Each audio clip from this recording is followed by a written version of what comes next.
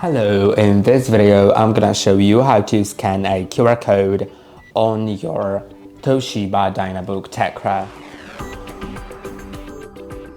You can scan a QR code in two methods depending on whether that QR code is actually you have it physically, or if you don't have it physically, then and it's displayed on the screen, then you'll use the second method.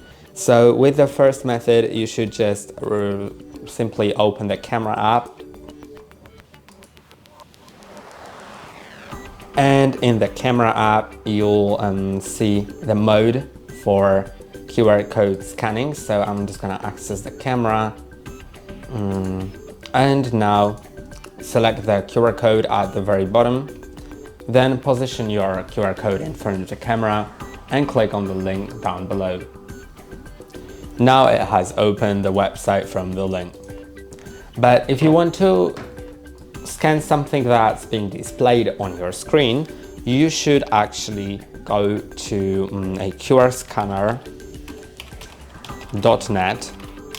So this is the exact website which I pretty much recommend.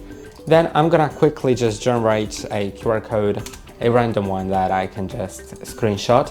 And you need to screenshot it, so click on the print screen key on your keyboard.